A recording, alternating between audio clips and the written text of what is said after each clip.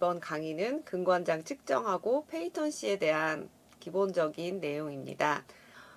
예전에 전자근관장 측정기가 없을 때는 저희 엑스레이를 많이 찍었어요. 요즘에도 물론 엑스레이 도움을 많이 받기는 하는데요. 엑스레이로 보는 팔레이탈 길이는 물론 이렇게 보면은 오버인 것처럼 보이지만 저희가 이제 보통 환자를 볼 때는 이 정도면 길이가 잘 맞을 것이라고 생각을 하는데 보면은 뭐 한 1.5, 2mm 정도 오버가 되어 있는 걸 보실 수가 있어요. 때로 근관은 만곡이 되어 있고 에이피컬 포라멘은 항상 이 제일 긴 부분에 있는 건 아니기 때문에 우리가 이렇게 3차원적인 엑스레이를 2차원적인 치근난 방사선 사진을 통해서 볼 때는 저스트로 보이는 경우는 대부분 오버인 경우가 많은 것 같아요. 이렇게 엑스레이로만 판단했을 때 만약에 이 길이라면은 어떤 분들은 이거 저스트니까 한 1mm 빼야지 할 수도 있을 것이고 뭐 한 2mm 빼야지 할 수도 있을 텐데 이거 정말 대략으로 짐작하는 거잖아요.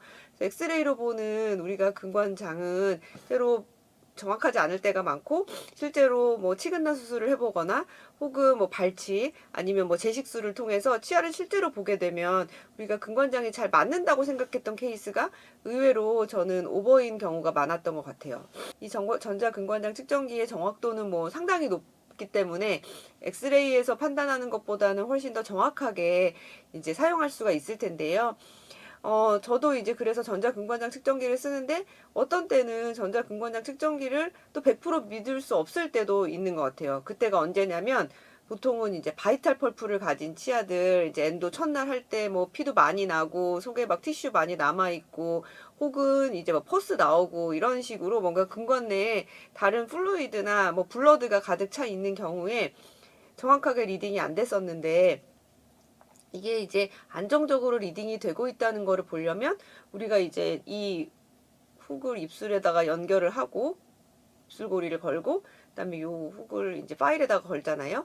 그때 요 파일의 움직임에 따라서 안정적으로 이 눈금이 이제 움직이는 게 정확하다고 하고 이게 안 움직이거나 혹은 그냥 계속 오버사인이 나는 거는 뭔가 문제가 있는데 가장 흔하게는 이제 오버사인이 계속 나는 거예요. 넣기도 전에. 그러니까 뭐 챔버 속에만 넣는데 그런 경우 저는 대부분 이제 근관 내에는 치수가 남아있는 경우가 있었어요. 그래서 발수를 조금 더 진행을 하고 하면 다시 리딩을 해서 정확한 경우가 많이 있고, 대부분 전해질이 있는 경우에서도 안정적으로 리딩을 할 수 있다고는 하지만 NaOCl이 차 있는 경우 가끔씩은 계속 오버사인이 나는 경우 많이 있었거든요. 그래서 이제 근관 세척할 때는 NaOC를 쓰지만 저는 이제 루트-GX나 뭐 전자근관장 착정기를 쓸 때는 챔버를 한번 물로 씻어내고 살짝 에어를 불어서 너무 물이 흥건하지 않게, 그러니까 뭐 완전 건조되는 거는 좋지 않고요. 너무 흥건하지 않은 상태에서 다시 파일을 넣어보면 리딩이 되는 경우가 많았고, 보통 저는 10번 파일을 이제 근관장을 잴 때 사용을 하는데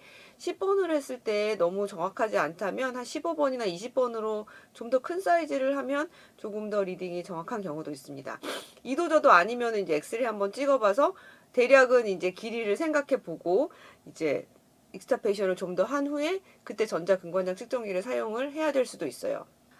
그래서 우리가 읽고자 하는 부분은 이 치아를 발치했을 때 보는 이 팁은 여기죠. 이 구멍이 보이잖아요. 치근단콩. 여기를 읽고 싶은 건 아니고 가장 좁은 부분, 이 마이너 포라멘을 읽고 싶은데 이 여기를 이제 이 부분은 이제 여기서 얼만큼 되는지는 사실 치아마다 되게 다르고 이게 이런 식으로 정확하게 넓어지는지 혹은 뭐 이렇게 왔다 갔다 하면서 호리봉 모양으로 되는지 사실 치아마다 되게 다르기 때문에 전자근관장 측정기가 가끔씩 정확하게 리딩이 안 되는 경우는 이제 그런 해부학적인 원인이라고 해요. 왜 우리가 이 마이너 다이아미터까지 하고 싶으냐? 이 근관 치료라는 거는 이제 뭐 환자들이 많이 물어보는 질문이랑도 일맥상통하는데 왜 약을 먹으면 해결이 안 되나요? 약만으로 왜 해결이 안 돼요? 다른 병은 약을 오랫동안 먹으면 염증이 없어지잖아요. 이 근관 내에 어떤 병소가 생겨서 이제 뭐 치수괴사가 되고 감염이 되면 저희가 물리적으로 그거를 제거해주지 않는 한 이제 혈액을 통해서 어떤 면역 반응을 기대할 수는 없죠. 왜냐면 근관 내 좁은 부분은 더 이상 혈액이 들어오지 않는 치수괴사 상태니까요. 그게 어디까지냐면 혈액이 들어올 수 없는 부분은 저희는 마이너 다이아미터라고 생각합니다. 그 바깥쪽 부분은 뭐 세균이 뭐 좀 넘어갔더라도 사람 몸에 뭐 PMN이나 이런 여러 가지 이뮨셀들에 의해서 처리가 될 것이고, 뭐 때로 항생제를 먹어도 해결이 되는 부분은 그 부분일 거예요. 그래서 우리 근관 치료를 이제 이 마이너 다이아미터까지 해주면 나머지는 몸이 알아서 할 수 있다는 거죠. 동시에 이 마이너 다이아미터를 넘어서 근관 치료하게 되면 이 에이펙스 쪽의 그 넓어진 쪽으로 이제 뭐 이리게이션도 나갈 수 있고, 혹은 뭐 근관 충전 재료도 나갈 수 있잖아요. 그런 재료들 자체가 대부분은 크게 해가 없지만 이 나가는 것 자체는 어떤 조직에 자극을 주기 때문에 가능하면 여기까지 하고 싶다는 게 이제 우리의 바람이죠. 그래서 이거를 읽기 위한 장비로 전자근관장 측정기를 사용하는데, 이제 그래서 이렇게 넣어서 여기 부분을 이제 읽을 수가 있으면 제일 좋은 거잖아요. 그래서 요 부분을 이제 이해를 해주시면 좋겠습니다. 그래서 이제 우리가 파일을 넣으면 이 우주주 가다가 이게 1mm, 2mm, 3mm는 아니라고 해요. 그냥 가까워졌다는 표시인 거고, 제로 그 제조사에서 설정해 놓은 이제 요 부분은 이 마이너 다이아미터는 요 선이에요. 그쵸? 근데 우리는 보통 어떻게 읽냐면, 저는 이제 파일을 쭉 넣어서 이 빨간 점 에이펙스가 깜빡깜빡 삑 소리가 날 때까지 갔다가 다시 후진을 합니다. 후진을 해서 저 노란색에 멈출 때까지. 그래서 한번 보시면 이렇게 가는 거죠. 3, 2, 1로 안정적으로 이렇게 가서 이 부분에서 그냥 대략 멈추는 게 아니라 조금 더 진행을 해서, 쉽게 생각하면 페이턴시를 한번 확인해 보는 거죠.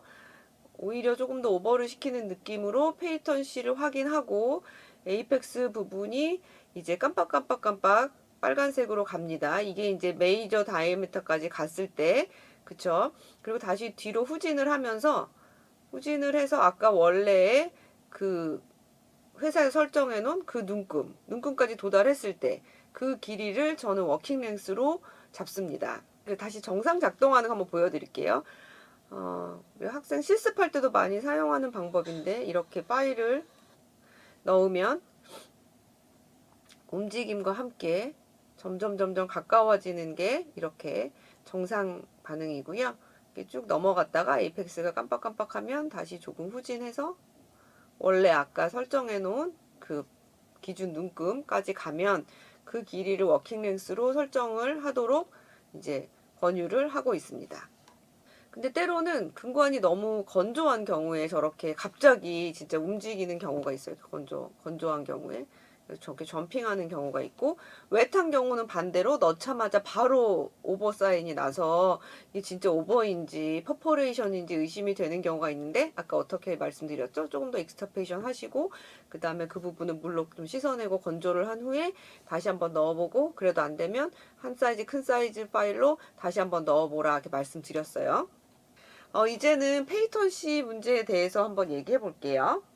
페이턴시는 알고 계신 것처럼 10번 K 파일 등으로 근관장에서 1mm 정도 파일이 넘어가는 건데, 아까 말씀드린 것처럼 대부분의 근관의 사이즈는 한 20번, 25번 정도 된다고 해요. 그래서 이 10번이 넘어가는 것 자체가 크게 문제가 되지 않을 거예요. 물론 이제 10번이 엄청 길게 넘어가면 10번이 넘어간 게 아니라 한 30번이 넘어간 게 된 거니까 또 다른 얘기겠지만, 보통 뭐 페이턴시를 한 에이펙스 한 1mm 정도 오버를 시키잖아요. 그래서 크게 문제는 안 될 거예요. 문제는 페이턴시를 확인할 수 없는 경우에요. 그때는 어떡하냐. 내 정말 목숨처럼 지켜야 되는 페이턴시냐. 물론 페이턴시가 확보됐다는 거는 우리가 근관 전체를 클리닝을 잘 하고 있다는 어떤 사인이기 때문에 더 좋죠. 더 좋은 건데, 확인하지 못할 때도 많이 있어요. 저도 해보면 근관장을 재보면, 물론 리엔도 케이스는 다른 예지만 그냥 바이탈인 케이스를 치료하더라도 한 10개 중에 한 3개 정도는 페이턴시가 없네? 라고 느껴질 때가 있단 말이에요. 그거는 다양한 이유가 있는데, 이제 에이펙스 쪽에서 정말 파일이 들어갈 수 없는 각도로 구부러져 있을 수도 있어요.